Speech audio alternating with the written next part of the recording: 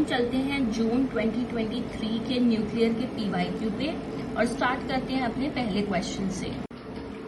अब जो पहला क्वेश्चन इस एग्जाम में आया है वो ये है कि एक न्यूट्रल पार्टिकल है X0 जो कि प्रोड्यूस होता है इस फॉलोइंग रिएक्शन में by S wave scattering और branching ratios of the decay of X0 to 2 gamma 3 pi and 2 pi are given. There are 3 values given. ठीक है, तो हमें बताना है कि जो क्वांटम नंबर है JCP of X0 R क्या है वो। ठीक है, तो इसमें हमें पता है कि जो J की वैल्यू, J होता है क्या होता है टोटल एंगुलर मोमेंटम, C होता है हमारा चार्ज कॉन्जुगेशन और P होता है हमारा parity, right. So what is the reaction, जो हमें रिएक्शन गिवन है that is given to be pi minus plus proton goes to X0 plus neutron. अब हमें पता है कि जो स्पिन होती है हमारे मीजॉन्स की वो इंटीग्रल स्पिन होगी, या तो 0 होगी या तो 1 होगी। तो जो ये पाई 0 होता है, पाई माइनस होता है, इसकी जो स्पिन होती है ये हमारे पास होती है 0, और जो प्रोटॉन होता है these have the non integral spin and this will be half, baryon की हाफ होगी। और X0 और न्यूट्रॉन भी जो है एक बेरियन है, तो इसकी भी जो ये स्पिन होगी ये कितनी होगी, हाफ। तो इस कंजर्वेशन से हमें पता चला कि जो X0 है इसकी स्पिन कितनी होगी, हाफ, राइट। और चार्ज हमें पता है कि जो ये पाई माइनस होता है इस पे जो चार्ज होता है ये होता है -1, प्रोटॉन पे हो गया +1, इसका हमें नहीं पता, और न्यूट्रॉन का जो है वो होता है 0। तो ऑब्वियस सी बात है कि इस पे भी क्या होगा, 0 होगा। स्ट्रेंजनेस क्या होती है, स्ट्रेंजनेस यहाँ पे भी पायोन की 0, प्रोटॉन की 0, न्यूट्रॉन की 0, तो विच इम्प्लाइज X0 की भी स्ट्रेंजनेस हो गई 0, राइट। अब हमें पता है कि जो मास है पायोन की वो कितनी होती है, पायोन की मास होती है हमारी, पायोन की मास होती है हमारी 140, राइट। और जो मास होती है प्रोटॉन की वो होती है 938, ओके। और न्यूट्रॉन की जो हमारी मास होती है वो होती है 939, राइट। सो जो ये X0 है इसकी मास कितनी होगी अप्रोक्सीमेटली, तो इसकी मास भी अप्रोक्सीमेटली होनी चाहिए 139 होनी चाहिए, राइट। और उसका स्पिन 0 होना चाहिए, चार्ज 0 होना चाहिए, और वो स्ट्रेंज भी नहीं होना चाहिए। स्पिन 0 का मतलब क्या हुआ, that again this is a meson, ये एक मीजॉन है, और मीजॉन विद चार्ज 0, मीजॉन जिसका चार्ज 0 होगा वो हमारा या तो पाई 0 हो सकता है, K0 हो सकता है, या तो ईटा 0 हो सकता है, ठीक है। अब हमें पता है कि इधर से जो K0 है, हमने यहाँ बोला कि जो स्ट्रेंजनेस है X0 की वो 0 होनी चाहिए, लेकिन हमें पता है कि जो K0 है उसकी स्ट्रेंजनेस नॉट इक्वल टू 0 होती है। K0 की स्ट्रेंजनेस हमारे पास कितनी होती है, 1 होती है। बट हमें ये पता है कि फिर हमारा जो आंसर है ये X0 या तो पाई 0 हो सकता है या तो ईटा 0 हो सकता है। अब ईटा 0 जो है उसका मास होता है 550 mega electron volt by C², और जो हमारा ये होता है पाई 0 इसका जो मास होता है वो हमारा होता है लगभग के 140। तो इसका मतलब क्या हुआ कि ये जो X0 है this is nothing but what, that is pi 0। तो इसका जो मास है वो कितना हुआ, ये हो गया हमारा 139 MeV पाई में C², ओके। अब हमें ये तो पता चल गया कि जो X0 है वो हमारा क्या है, ठीक है, दैट इज अ पाइऑन, वो एक पाइऑन होगा। क्वेश्चन में गिवन है कि अब उसके हमें बताना है X0 that is going to 2 gamma 3 pi 2 pi, ये इसके फिजिबल रिएक्शन है, और हमें इन्हीं को देख के पता लगाना है कि JCP जो कि चार्ज कॉन्जुगेशन है पार्टिकल की, और जो पैरिटी है वो सब क्या होगा। अब हमें पता है कि चार्ज कॉन्जुगेशन जो होती है फोटोन की वो हमें मिलती है -1 to the power n से, where n is the number of photons. अब यहाँ पे कितने फोटॉन्स हैं, 2 फोटॉन्स हैं। X0 goes to 2 gamma, ठीक है, X0 goes to 2 gamma. In this we have 2 photons, right? So that will give us the value +1, okay? अब इसमें क्या होगा कि जो पैरिटी है मीज़ोन की, पैरिटी है जो हमारी मीज़ोन की, वो कितनी है, दैट इज ऑलवेज नेगेटिव। मीज़ोन की जो पैरिटी होती है वो हमारी हमेशा नेगेटिव होती है। क्यों? क्योंकि जे पाई 0 माइनस होता है, ये आप पढ़ेंगे तो आपको पता चल जाएगा, दिस इज वेरी कॉमन। और वेक्टर की 1 माइनस होती है, बट जो पैरिटी होगी वो हमेशा नेगेटिव होगी, right? The parity is always negative. Okay, अब जो यहाँ पे पैरिटी है ये हमेशा नेगेटिव होती है, क्योंकि जे पाई 0 माइनस जो कि होता है हमारा स्केलर मीज़ोन के लिए, और ये जे पाई 1 माइनस ये होता है हमारा वेक्टर मीज़ोन के लिए। तो और अब हमें हमारा चार्ज कॉन्जुगेशन जो है, जो हमारा है पॉजिटिव, और पैरिटी ऑफ द मीज़ोन जो हमेशा होती है नेगेटिव, और total angular momentum for meson. अब हमें पता है कि जो टोटल एंगुलर मोमेंटम फॉर एक मीज़ोन होता है वो क्या होता है, वो L इज इक्वल्स टू 0 होता है हमेशा, ठीक है? L इज इक्वल्स टू 0 होगा हमारे मीज़ोन्स के लिए ऑलवेज। लेकिन जो S होता है वो हमारा या तो 0 हो सकता है या तो 1 हो सकता है। क्यों? क्योंकि इसमें या तो होंगे क्वार्क और anti quark, quark anti quark. अब क्वार्क एंटी क्वार्क का क्या हो सकता है कि ये क्वार्क और एंटी क्वार्क जो हैं या तो हमारे दोनों सेम स्पिन डायरेक्शन में होंगे तो हमारी S की वैल्यू 1 आएगी, या फिर वो ऑपोजिट होंगे तो हमारी S की वैल्यू जो है वो 0 आएगी, राइट?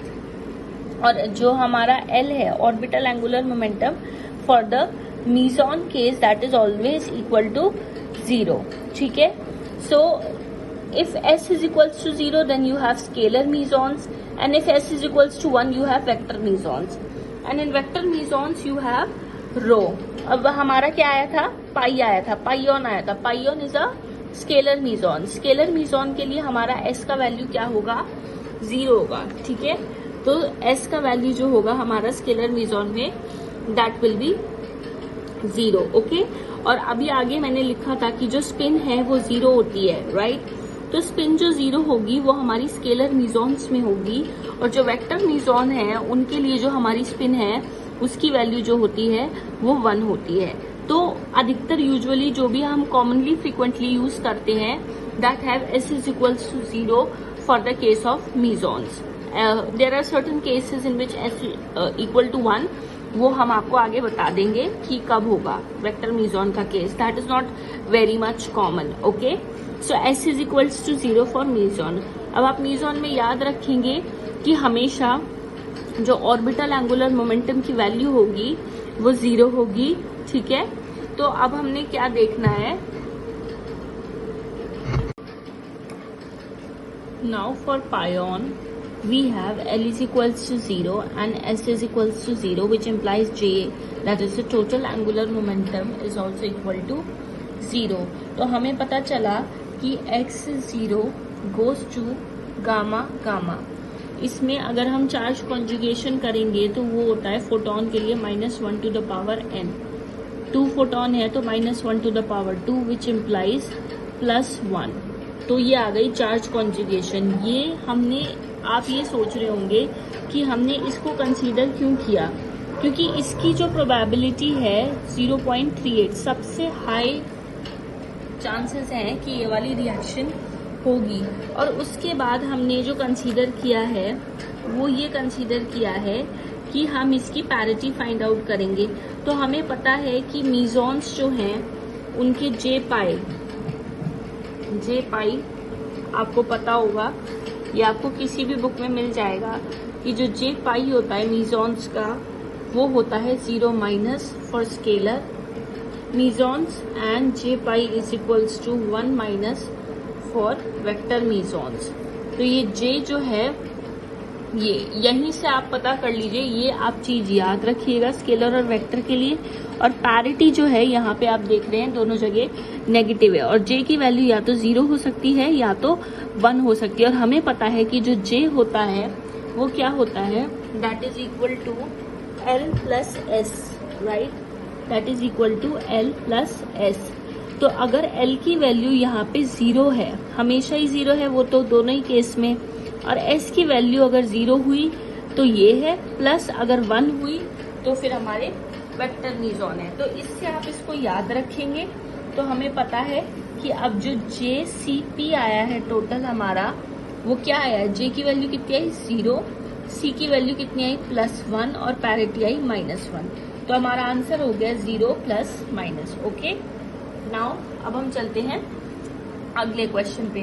अब अगला क्वेश्चन जो है वो हमारा क्या है कि the nucleus of 40 potassium of spin parity 4+ in the ground state is unstable and decays to 40 argon.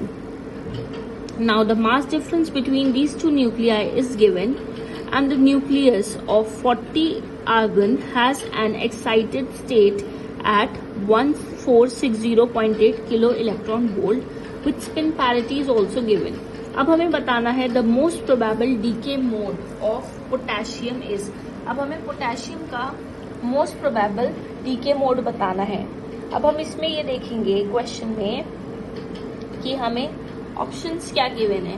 अब जो ऑप्शंस हमें गिवन है, या तो हमें बीटा पॉजिटिव डीके हो सकती है, इसे हम एलिमिनेशन मेथड से कर सकते हैं, ऑप्शन एलिमिनेशन, या तो इलेक्ट्रॉन कैप्चर या beta positive decay. Now for pion we have L is equals to 0 and S is equals to 0, which implies J, that is the total angular momentum, is also equal to 0. तो हमें पता चला कि x0 goes to gamma। इसमें अगर हम charge conjugation करेंगे तो वो होता है फोटोन के लिए -1 to the power n, 2 photon है तो -1 to the power 2, which implies +1। तो ये आ गई चार्ज कॉन्जुगेशन। ये हमने, आप ये सोच रहे होंगे कि हमने इसको कंसीडर क्यों किया, क्योंकि इसकी जो प्रोबेबिलिटी है 0.38, सबसे हाई चांसेस हैं कि ये वाली रिएक्शन होगी। और उसके बाद हमने जो कंसीडर किया है वो ये कंसीडर किया है कि हम इसकी पैरिटी फाइंड आउट करेंगे। तो हमें पता है कि मीजॉन्स जो हैं उनके जे पाई आपको पता होगा, ये आपको किसी भी बुक में मिल जाएगा कि जो जे पाई होता है मीजॉन्स का, वो होता है 0- for scalar mesons and J pi is equals to 1- for vector mesons. तो ये जे जो है ये यहीं से आप पता कर लीजिए, ये आप चीज याद रखिएगा स्केलर और वेक्टर के लिए। और पैरिटी जो है यहाँ पे आप देख रहे हैं दोनों जगह नेगेटिव है, और जे की वैल्यू या तो 0 हो सकती है या तो 1 हो सकती है। और हमें पता है कि जो जे होता है वो क्या होता है, that is equal to L+S, right, that is equal to L+S।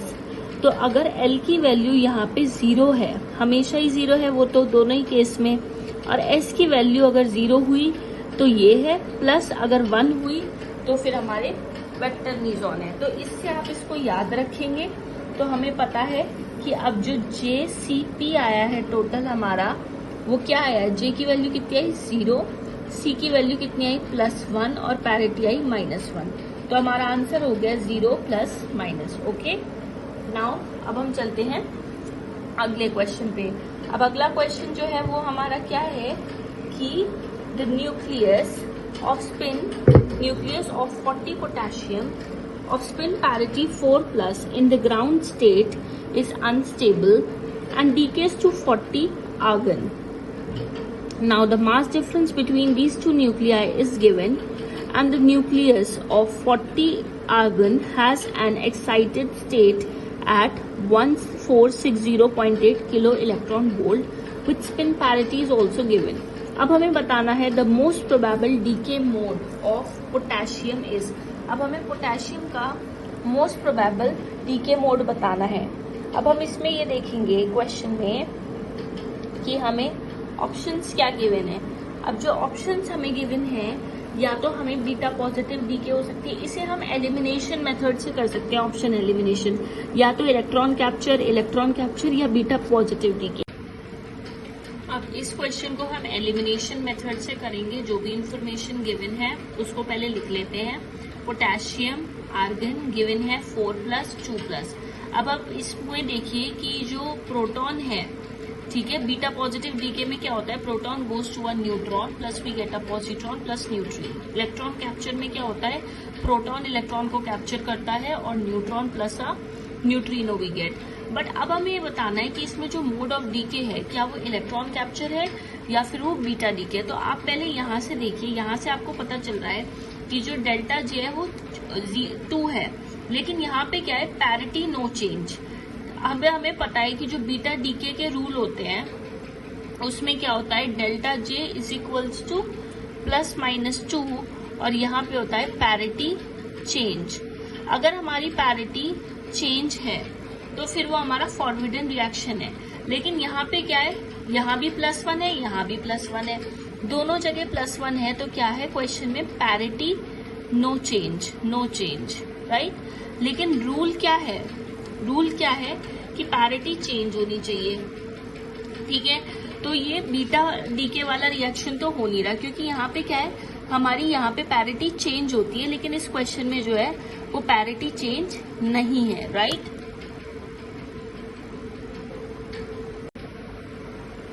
ये फॉरबिडन केस का बीटा डीके का रूल होता है, लेकिन यहाँ पे क्या है, पैरिटी क्योंकि हमारी चेंज ही नहीं हो रही, तो ये वाला रिएक्शन जो है हमारा फीजिबल ही नहीं है। तो हम पे बचा इलेक्ट्रॉन कैप्चर। अब इलेक्ट्रॉन कैप्चर में आपको इस क्वेश्चन में 2 ऑप्शन गिवन है, या तो electron capture to the 2+ state होगा ऑफ 40 आर्गन, या फिर इलेक्ट्रॉन कैप्चर होगा टू द ग्राउंड स्टेट। इसकी 2+ स्टेट में होगा, ठीक है, इलेक्ट्रॉन कैप्चर, या फिर आर्गन की ग्राउंड स्टेट में होगा। अब आपको गिवन है कि क्वेश्चन में गिवन है that the nucleus 40 argon has an excited state. उसकी एक्साइटेड स्टेट है जो कि आपको क्वेश्चन में गिवन है एज, देखिए यहाँ पे आपको क्वेश्चन में गिवन है कि इनका डिफरेंस गिवन है and the nucleus 40 argon has an excited state of this. तो कहने का मतलब क्या है कि इलेक्ट्रॉन कैप्चर होगी और एक्साइटेड स्टेट पे होगी, ठीक है। स्पिन पैरिटी 2+ गिवन है और एक्साइटेड स्टेट पे होगी, राइट, क्योंकि एक्साइटेड स्टेट के बारे में इंफॉर्मेशन गिवन है। This is a normal guess, आप नॉर्मल गेस से क्वेश्चन का पता लगा रहे हैं कि जो बीटा डीके के रूल है वो तो इस क्वेश्चन पे लग ही नहीं रहे हैं, ठीक है, क्योंकि पैरिटी,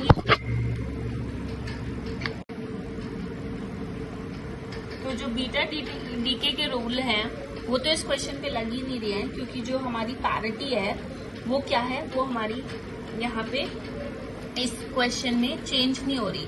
बट अगर हमारा बीटा डीके के अकॉर्डिंग अगर हमारा डेल्टा जे +-2 होता है, तो जो हमारी पैरिटी है वो चेंज होनी चाहिए, जो कि इस क्वेश्चन में नहीं हो रहा।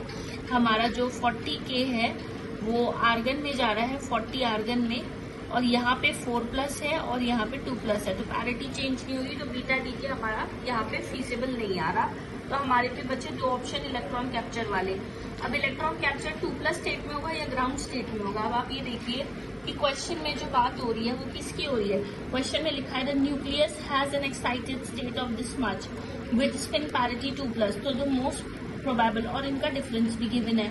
तो अगर आप इस डिफरेंस में ये वैल्यू इंसर्ट करेंगे कि जैसे अगर आपको Q वैल्यू निकालनी है, जैसे डेल्टा mc² निकालना है, तो वो क्या होगा, आपका मास ऑफ Kc², पोटेशियम का माइनस मास ऑफ आर्गन का C², ठीक है। अब आपको आर्गन C² का ये गिवन है, डेल्टा mc² गिवन है, तो आप इसकी भी वैल्यू निकाल सकते हैं।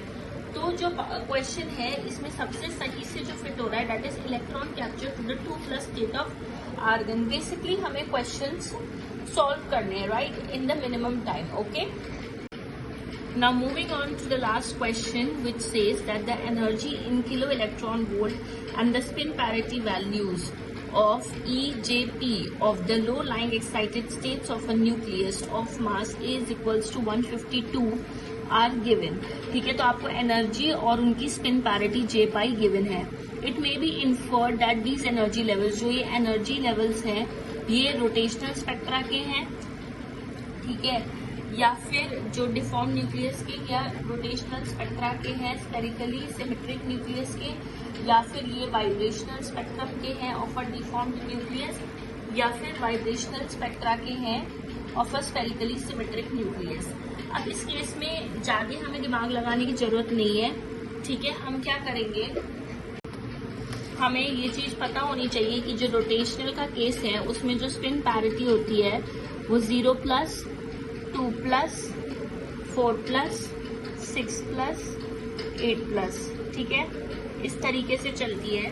ठीक है, ये हमारा रोटेशनल स्पेक्ट्रा होता है, राइट। और रोटेशनल स्पेक्ट्रा जो होता है इसमें हमारी और जो पैरिटी होती है, spin parity, that is always missing. ठीक है, ना आपको 1 मिलेगा ना आपको माइनस मिलेगा इसमें, क्योंकि रोटेशनल स्पेक्ट्रा जो होता है वो हमारे डायएटॉमिक मॉलिक्यूल से एसोसिएटेड होता है। तो डायएटॉमिक में अगर हम वेव फंक्शन को इंटरचेंज भी करेंगे तो वैसे कुछ चेंज नहीं होगा, मतलब आपको पॉजिटिव मिलेगा, वो बुक्स में सब गिवन है, तो इसलिए हमें पॉजिटिव पैरिटी नहीं देखने को मिलती, स्पिन पैरिटी ओनली नेगेटिव मिलती है।